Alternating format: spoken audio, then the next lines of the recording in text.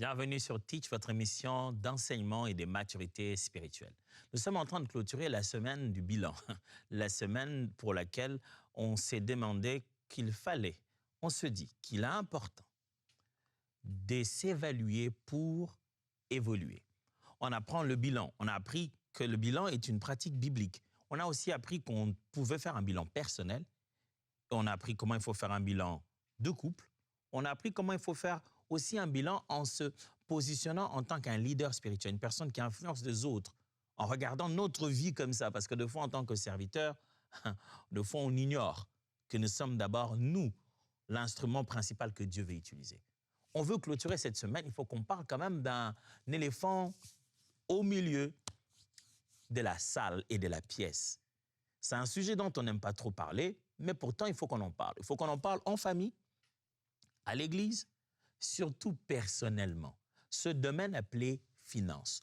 Comment on évalue personnellement sa vie financière?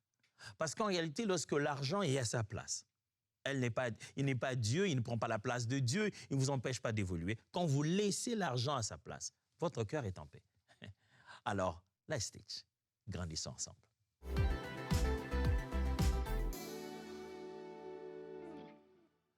L'argent n'est pas la seule chose dont on doit prendre en compte lorsqu'on veut parler du domaine financier de la vie d'un chrétien, d'un disciple de Jésus. Certes, finance, argent, ça rime direct. Mais je vois ici toutes les ressources que Dieu nous a données. Elles ne sont pas seulement financières, elles sont aussi des fois matérielles, ainsi de suite. Tout ce dont tu as besoin pour accomplir ta mission sur la terre, vivre, manger, t'habiller, faire des interactions, posséder, échanger. À un moment donné, il faudrait évaluer et faire un petit bilan sur ça. Chrétiens, frères, sœurs, quand vous faites un bilan sur votre vie spirituelle, votre vie de prophétie, ainsi de suite, faites aussi un bilan sur votre vie financière. Parce que vouloir ou pas, l'argent est l'un des sujets importants dans nos temps de prière.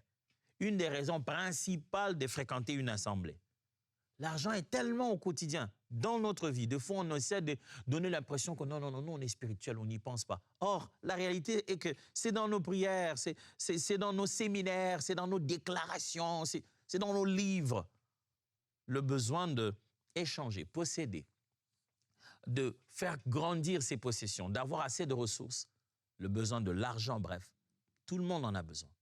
Et comment on a géré son argent fait partie de notre rapport que l'on rendra à Dieu. Pas les billets de banque, mais les ressources. Comment on a géré ce que Dieu nous a donné. Ça fera partie de notre rapport devant lui. Et on doit apprendre à faire soi-même ce rapport mi-parcours, à évaluer où est-ce qu'on en est dans le domaine financier. Alors pour ça, première des choses à faire, comprendre ce que j'appelle ici la théologie de l'intendance. La théologie de l'intendance, c'est-à-dire comment Dieu se révèle à nous pour nous montrer la responsabilité de protéger ce qui est à lui. Qu'est-ce que Dieu nous révèle de sa personne sur la bonne gestion? Un Dieu qui gère bien. On doit comprendre ça. On doit comprendre que Dieu lui-même est un bon gestionnaire de ses ressources. Ce qui signifie que ça nous permet de placer une connexion réelle entre ce que nous avons dans notre main et ce que nous avons dans notre cœur. Il y a une connexion entre la partie invisible de nous et le matériel que nous gérons. Il y a une connexion entre notre cœur et les billets des banques.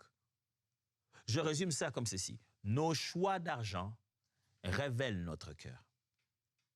Le choix que tu fais dans l'usage de l'argent que tu as révèle l'état de cœur que tu as, révèle même l'état d'esprit que tu as. Ce que tu fais de ton argent me dit qui tu es à l'intérieur. Es-tu dépensier? Es-tu orgueilleux?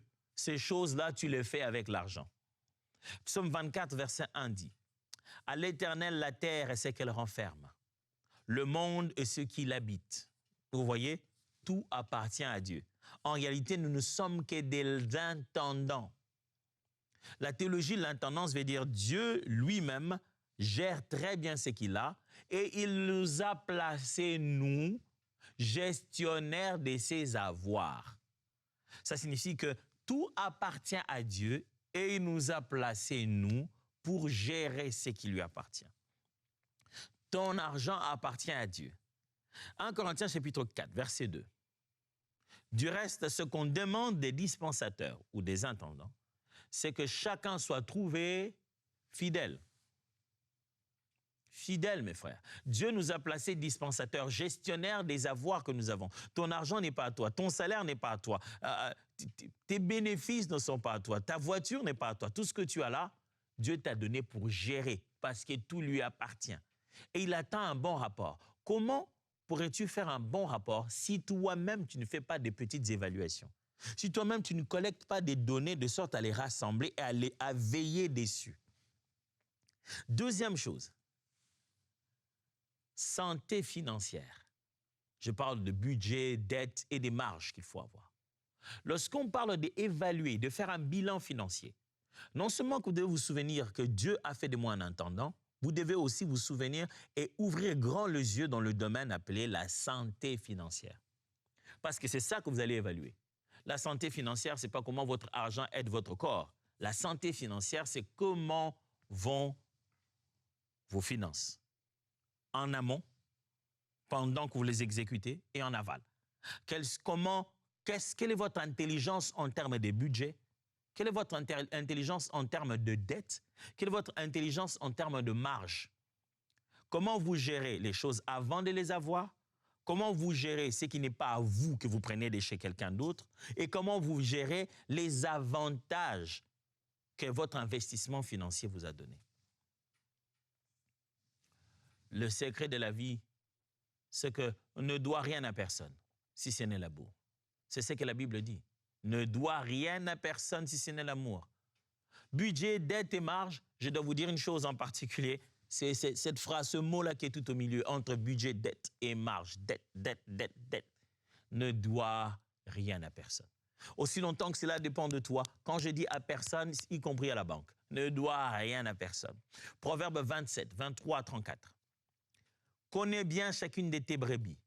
Donne tes soins à tes troupeaux. Car les trésors ne durent pas toujours, ni une couronne éternellement. L'homme de Proverbe dit, sois un bon gestionnaire de ce que tu as, parce que les ressources dans la vie ne sont pas éternelles. Tu ne seras pas tout le temps riche comme ça. Tu n'en auras pas tout le temps comme ça, comme tu penses. Alors, il faut bien gérer les choses.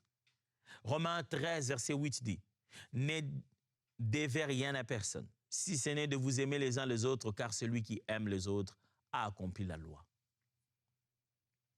Comment vont tes dettes? Quel est ton degré d'aisance dans la budgétisation? Est-ce que tu es à l'aise à parler chiffres avant d'en sortir? Avant de sortir l'argent, est-ce que tu es capable de savoir combien tu vas sortir bien avant?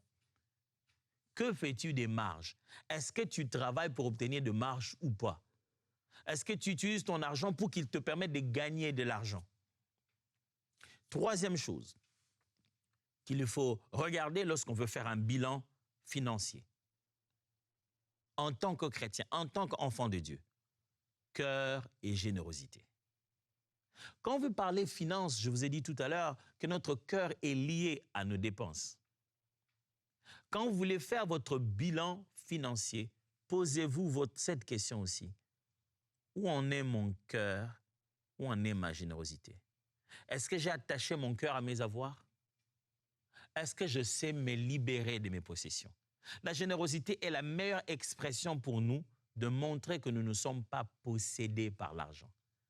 Parce que dans la vie, le problème, ce n'est pas de posséder l'argent. Le problème, c'est d'être possédé par l'argent. Le problème, ce n'est pas d'avoir de l'argent. Le problème, c'est que l'argent nous aille et nous est bloqué. Au point qu'à l'intérieur de notre tête, tout ce qui est à l'intérieur n'est qu'argent. Et la Bible dit l'amour de l'argent. C'est quand l'argent entre à l'intérieur de toi que ça devient un vrai mal. Quand tu l'utilises, il n'y a pas de problème. Mais quand ça commence à entrer à l'intérieur de toi, ça devient un mal incroyable. Et l'une des belles manières de permettre à ce que l'argent ne prenne pas contrôle sur toi, c'est d'apprendre à partager tes possessions. Ça s'appelle de la générosité. Ce n'est pas comme si j'en aurais jamais besoin dans la vie. Ce n'est pas comme si j'en ai tellement trop que je ne sais pas quoi en faire. Mais je puise dans ce que j'ai pour partager avec les autres. Quand tu fais le bilan de tes finances, tu devras te poser cette question. Est-ce que mon cœur et toujours prêt à laisser partir, à partager ce que j'ai. La générosité, mes amis, réordonne le cœur. La générosité réordonne le cœur. La générosité redonne un ordre nouveau au cœur. Ça réorganise le cœur. Quand tu sens tu commences à avoir l'impression que dans ton cœur, tu ne sais pas où je suis. Est-ce que quelque chose est entré dedans? Est-ce que c'est de l'orgueil? Est-ce que je suis devenu, pendant ce moment-là, le meilleur réflexe? Fais du bien à quelqu'un. Prends tes biens, prends ce que tu as avec toi. Ton argent, tes habits, donne, partage. La générosité. Chaque fois que tu libères ce que tu as, ton cœur se redresse. Matthieu 6, 24 dit, « Nul ne peut servir deux maîtres, car où il ira, il haïra l'un et aimera l'autre, ou il s'attachera à l'un et méprisera l'autre. Vous ne pouvez pas servir Dieu et maman. » C'est clair, mes amis. Tu ne peux pas avoir un cœur pour deux maîtres. Tu ne peux pas servir l'argent. 1 Timothée 6, 6 à 10 dit, « C'est en effet une grande source de gain qu'est la piété avec le contentement. Car nous n'avons rien apporté dans le monde et il est évident que nous n'en pouvons rien emporter. Si donc nous avons la nourriture et les vêtements, cela nous suffira. Mais ceux qui veulent s'enrichir tombent dans la tentation, dans les pièges et dans beaucoup de désirs insensés et pernicieux qui plongent les hommes dans la ruine et la perdition. Car l'amour de l'argent est une racine de tous les maux. Et quelques-uns, en étant possédés, se sont égarés loin de la foi et se sont jetés eux-mêmes dans bien de tourments. » Paul montre cet équilibre. Il montre les ressources nécessaires. Lorsqu'on en a, on ne fait plus la quête aux ressources supplémentaires. Il dit, si on a mangé, boire, vêtir, ça nous suffit. Ça, c'est déjà bon. C'est déjà le fondamental. Mais quand on commence à faire une quête de vie, en quête d'avoir ces autres éléments supplémentaires qui deviennent notre définition sociale, on commence à aimer l'argent. Cette route-là, ça mène dans la perdition. Il n'a pas dit, l'argent vous tue. Si vous avez de l'argent pour lequel vous ne savez pas quoi en faire, ce n'est pas bien. Chaque fois que vous avez de l'argent, vous devez en faire quelque chose, sinon vous allez tomber dans l'amour de l'argent. Non, il n'est pas en train de dire que vous ne devez pas avoir la marge, vous ne devez pas avoir de l'épargne ou quoi que ce soit. Il est juste en train de dire, ne cherchez pas l'argent pour l'argent. Le fait de le posséder ne devienne pas votre identité. Ne cherchez pas l'argent pour qu'en l'ayant eu, vous vous sentez valoir quelque chose. Ça voudra dire alors que l'argent vous possède. Apprenez à être généreux. C'est un médicament fort. C'est la cure de cette forme d'orgueil. Généreux, partagez. Donnez sans avoir besoin qu'on vous donne. Et Jésus disait, donnez en particulier à ceux qui ne peuvent pas vous rendre l'appareil. Il est temps, vous le savez, le temps des 10 questions. Durant toute cette semaine, j'ai pris l'habitude de vous donner 10 bonnes questions parce que si on parle de bilan, vous devez quand même avoir un genre de checklist, une liste vers laquelle vous devez aller point après point pour être capable de faire un bon bilan. Et je vous ai proposé chaque fois 10 questions. Il n'y en a pas que 10, mais au moins 10, c'est suffisant, n'est-ce pas? Pour qu'on puisse bien ruminer, se souvenir et bien questionner, bien toucher la patte intérieure du sujet. En répondant à ces questions, vous ferez un bon bilan et vous deviendrez un meilleur disciple dans ce domaine-là. Voici les 10 questions pour un bilan financier qu'un enfant de Dieu est en train de faire. 1.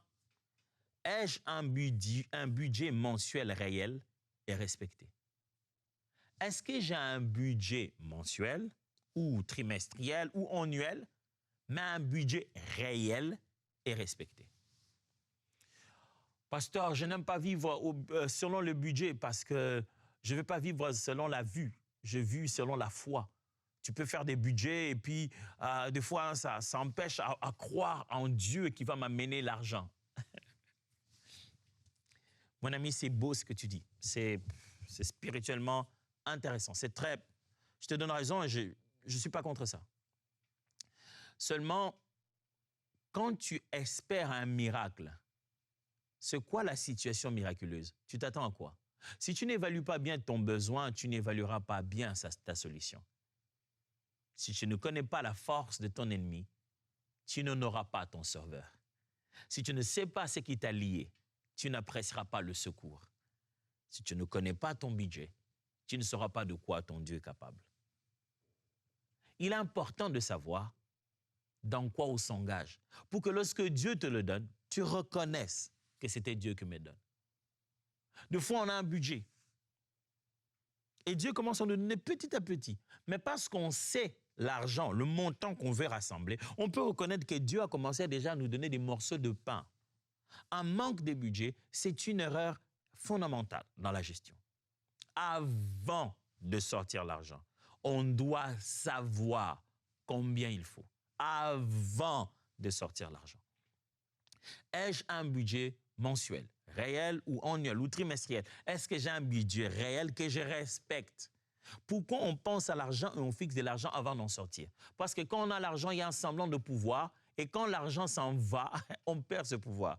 Je me rappelle quand j'étais plus jeune, quand j'avais un peu d'argent dans ma poche, je ne sais pas pour vous, mais je ne sais pas, peut-être moi j'étais bizarre, mais quand j'avais un peu d'argent dans ma poche vers mon adolescence, dès que j'ai un peu d'argent, je n'avais même plus faim. C'est-à-dire que j'ai plus faim. En fait, quand je pense à manger, je me souviens que j'ai le pouvoir de m'acheter ce que je veux, je cesse d'avoir faim. Et tu sais, quand j'arrivais à la maison, je vois ce qu'on a préparé, j'avais le choix. Je dis, non, qu'est-ce qu'on a préparé? Non, pas ça. Je vais au coin de la rue, je vais à une boutique, je vais à un endroit, c'est les gens qui vendent des trucs brisés, j'achète ce que je veux et je reviens. Mais quand j'en avais pas, la Bible est vraiment vraie. Même les nourritures les plus amères, c'était bon. Quand j'en avais pas, j'avais pas de questions à poser. Je venais, qu'est-ce qu'on a? Qu'est-ce qu'il y a? J'ai resté quand on dit, attends, je reste. Mais quand j'avais de l'argent, je dis, mais la nourriture n'est pas toujours prête. Oh, je vais m'acheter quelque chose. Mais quand j'en ai pas, la nourriture n'est pas prête. Je reste, je vais regarder tous les dessins animés jusqu'à ce que la nourriture soit prête. Pourquoi? Parce que je veux à tout prix accomplir ma volonté parce que j'ai des moyens. J'ai des moyens, donc je suis libre. Est-ce que vous avez réellement un budget pour vous? Regardons ensemble la deuxième question. La deuxième question dit ceci. Le montant d'épargne, mon épargne, est-ce que j'en ai réellement? Est-ce que j'épargne comme il se doit? Est-ce que mon taux d'épargne couvre et est suffisant pour prendre en charge ce que je fais? Est-ce que tu épargnes? Frères et sœurs, est-ce que tu épargnes? Est-ce que tu peux au moins avoir un taux d'épargne d'au moins 1 mois? Où tu te dis, j'ai au moins 1 mois d'épargne. Si on parle des finances, on parle d'avoir de l'argent et d'immobiliser l'argent. De le mettre de côté. Vous vous souvenez de ce que Joseph avait donné comme conseil au pharaon? Il dit, quand vous en avoir, mettez de côté. Pendant ce mois, qu'est-ce que tu as immobilisé de ce qui est passé entre tes mains? Pendant ce mois, combien as-tu mis de côté? Ton taux d'épargne couvre-t-il ne fût-ce qu'un mois?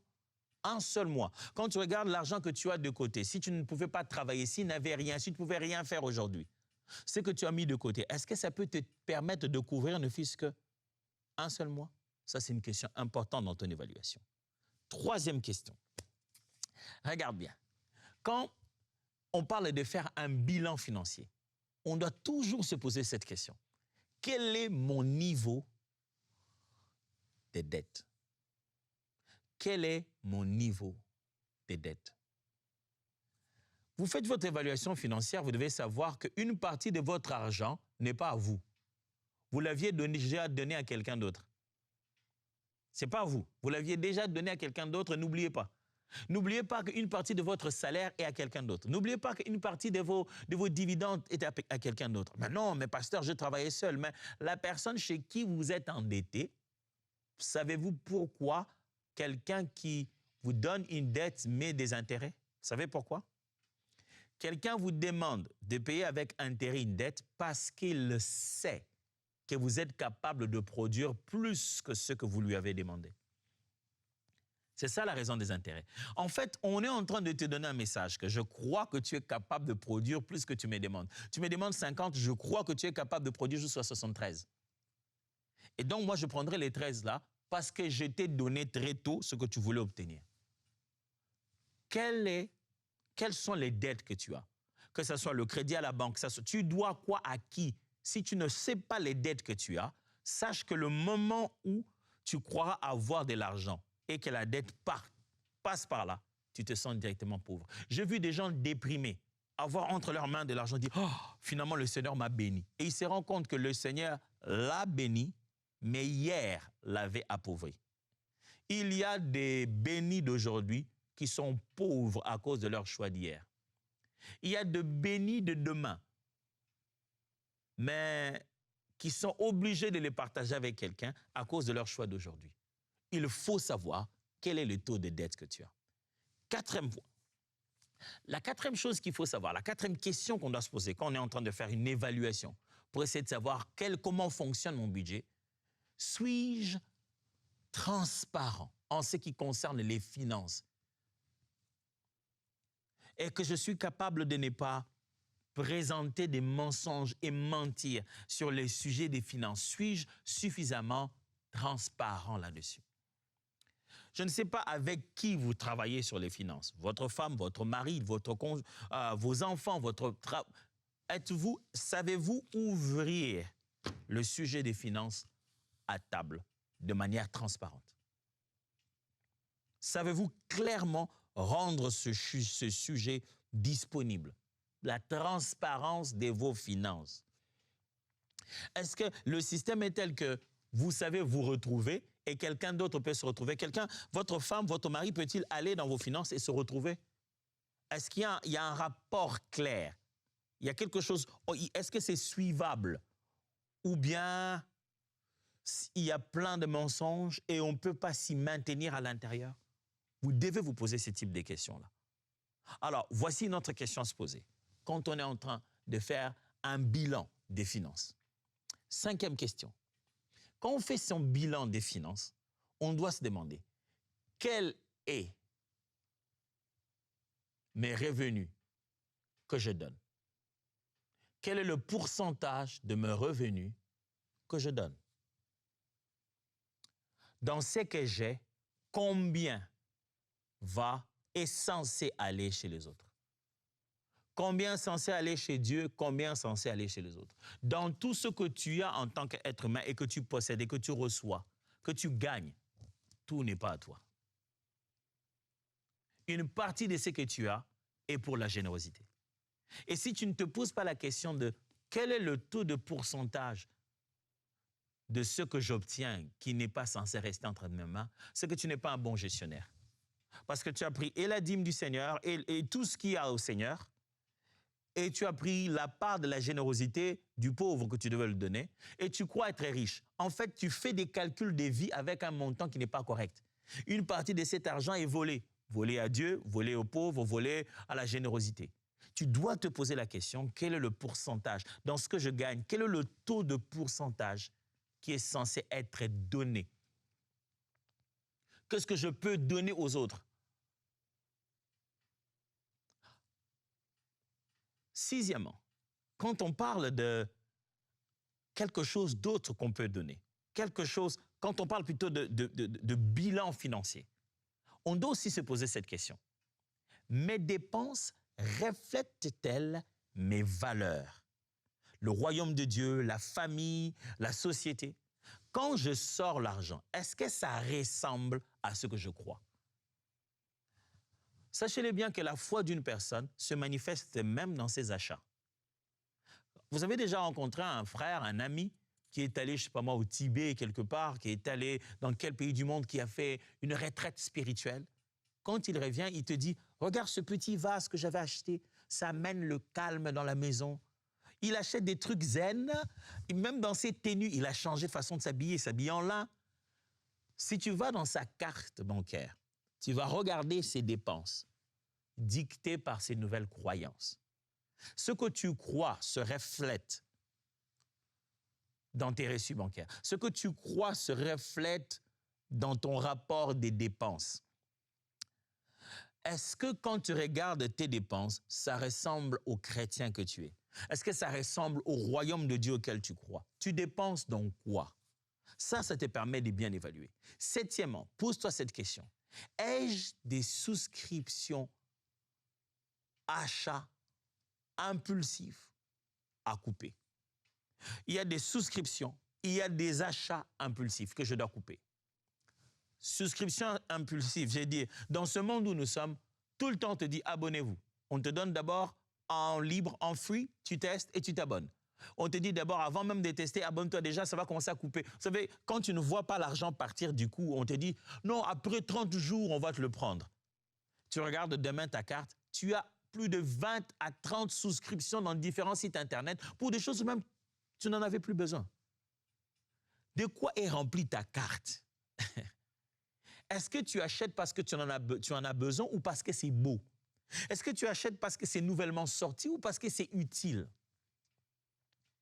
Et huitièmement, la question que tu dois te poser, c'est ai-je investi dans la compétence? Ma compétence. Est-ce que j'ai mis mes moyens pour devenir meilleur? La Bible dit, avec tout ce que tu as, donne, échange, à quelle intelligence? C'est ça le texte dans Proverbe. Il dit, avec tout ce que tu as, avec toute ta possession, à quelle intelligence? C'est-à-dire, échange tes avoirs, paye, dépense pour être plus intelligent, pour être formé. En faisant un bilan financier, tu dois te poser la question, combien j'investis à ma formation, au développement de mes compétences? Ton argent, ce n'est pas que pour t'habiller, manger et vivre et donner. Ton argent, c'est aussi pour acquérir des compétences que tu n'avais pas. Et après, le prochain point, 9.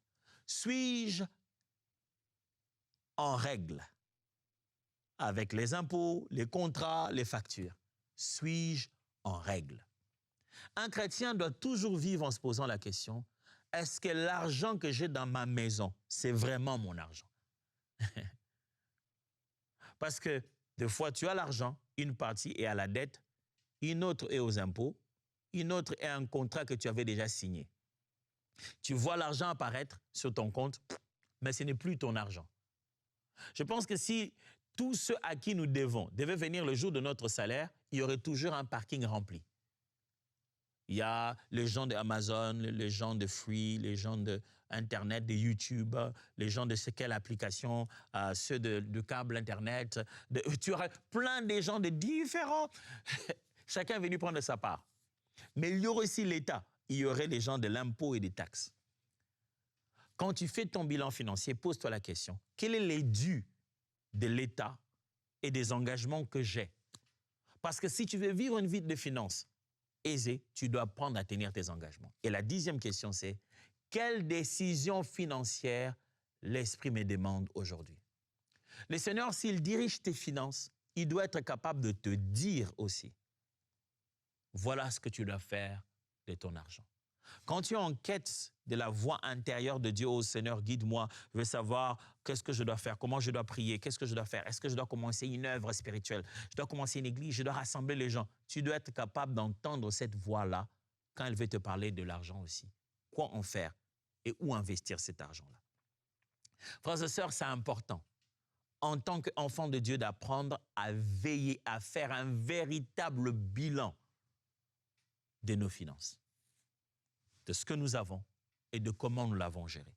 Et après cela, ça devient important qu'on puisse faire un véritable plan, qu'on planifie comme il se doit, comment on va désormais gérer nos finances. Qu'est-ce qu'on va investir ici, demain? Il faut qu'il y ait un plan d'exécution. Si tu laisses ça comme ça ne se fera pas de soi-même. C'est un bon conseil que je te donne de tout mon cœur en tant que ton frère. J'espère que cette semaine a été utile pour évaluer ces choses. Très utile. Chaque jour, nous, on évalue ce que nous avons pour voir si nous pouvons faire ce travail ou pas. Jusqu'ici, on veut ouvrir quelque chose, ma Bible, l'application, est-ce qu'on en a assez des moyens? C'est sur base de ça, en évaluant, en faisant ces bilans qu'on se rend compte qu'on a encore besoin de vous et qu'on va avoir encore besoin de vous, frères et sœurs, en tant que donateurs, en tant que partenaires. Si vous n'avez pas encore eu l'occasion de commencer à donner régulièrement à EMCI TV pour contribuer à tous ces projets qui sont devant nous, à toutes ces choses pour l'accomplissement de l'œuvre de Dieu, devenez partenaire maintenant. Il suffit d'aller sur emcitv.com/don vous trouverez un bon formulaire où vous aurez toutes les informations nécessaires pour savoir comment donner régulièrement, comment donner ponctuellement, selon que le Seigneur vous mettra à cœur ce que vous pouvez donner pour permettre à cette œuvre d'évoluer. Et j'aimerais vous rappeler combien nous sommes remplis de gratitude pour les efforts que chacun d'entre vous fait pour cette œuvre. Bienvenue dans la grande famille de partenaires de MCI. Mais il y a aussi cette famille de tous ceux qui sont les abonnés de notre chaîne YouTube.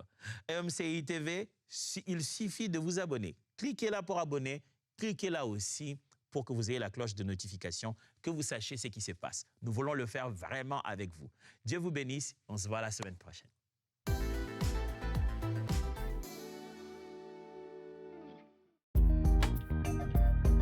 Merci à tous nos précieux partenaires, grâce auxquels cette émission a pu être réalisée.